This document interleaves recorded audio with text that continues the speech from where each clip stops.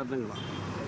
ഒന്ന്, ഈ ഒരു ഗവൺമെൻറ് വിരുദ്ധ വികാരം എല്ലാവരിലുമുണ്ട്. അതിൽ കക്ഷി രാഷ്ട്രീയമോ ജാതിയോ മതമോ ഒന്നുമില്ല. ഒരു മാറ്റം വേണമെന്ന് ജനങ്ങൾ ആഗ്രഹിക്കുന്നു. മാറ്റത്തിൻ്റെ സമയമാണിത്. അപ്പോൾ സ്വാഭാവികമായും ഈ തെരഞ്ഞെടുപ്പിൽ ആ മാറ്റം ആഗ്രഹിക്കുന്ന ആളുകൾ വോട്ട് ചെയ്യുന്നത് UDF സ്ഥാനാർത്ഥികൾക്ക് ആയിരിക്കും. ഒരു സംശയം നിങ്ങൾക്ക് വേണ്ട. രണ്ടാമത്തെ കാര്യം, CPM അണികളിലുള്ള ഒരു മ്ലാനത, CPM അണികളുള്ള ഒരു നൈരാശ്യം, അത് ഇത്തവണ CPMന് പ്രതികൂലമായിരിക്കും, UDFന് അനുകൂലമായിരിക്കും.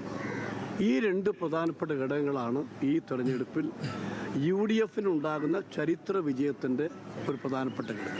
ഈ MP-മാർ കൂടി മത്സരത്തിലുണ്ടായിരുന്നെങ്കിൽ കുറച്ചുകൂടി തിളക്കമാർന്ന വിജയം. അല്ല, അത് കഴിഞ്ഞ അധ്യായമല്ലേ, കഴിഞ്ഞ അധ്യായമാണ്. അതെല്ലാം കഴിഞ്ഞ അധ്യായമാണ്. അല്ല, കേരളത്തിൽ UDF അധികാരത്തിലൊരു സംശയം നിങ്ങൾക്ക് വേണം. തരംഗമുണ്ടാവും.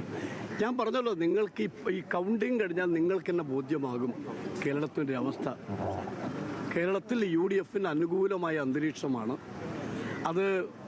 അത് എനിക്കതൊരു സ്പോണ്ടേനിയസ് ആയിട്ടുണ്ടായിട്ടുള്ള കാര്യങ്ങളാണ്. ആരെങ്കിലും അടിച്ചു പഠിപ്പിച്ചൊന്നല്ല, മറിച്ച് സ്വാഭാവികമായും ജനമനസ്സുകളുണ്ടായിട്ടുള്ള കാര്യമാണ്. ഇത്തവണ മാറ്റം വേണം. ആ മാറ്റം വേണമെന്നുള്ളത് ജനങ്ങളുടെ മനസ്സിലുള്ള വികാരമാണ്. ആ വിചാരമാണ് ഇത്തവണ UDFനെ അധികാരത്തിലേറ്റാൻ സഹായിക്കുന്ന ഘടകം. ഒരു സംശയം നിങ്ങൾക്ക് ഞാൻ പറഞ്ഞല്ലോ, അധികാരത്തിൽ UDF ഇരുന്ന് ഞാൻ പറഞ്ഞത്. എൻ്റെ അർത്ഥം UDFന് അനുകൂലമായിട്ട് തരംഗമാണ്. ഇതൊരു തരംഗം. UDF അധികാരത്തിൽ വരുന്നു പറയുന്നതിൻ്റെ അർത്ഥം എന്താ? UDFന് അനുകൂലമായ തരംഗമാണ്. വരാം. അല്ല, അത് പറഞ്ഞിട്ട് കാര്യം. ഇപ്പോൾ 2011 ശ്രീ ഉമ്മൻചാണ്ടി മുഖ്യമന്ത്രിയായത് 72 സീറ്റോട് കൂടിയാണ്. 5 വർഷം UDF ഭരിച്ചില്ലേ?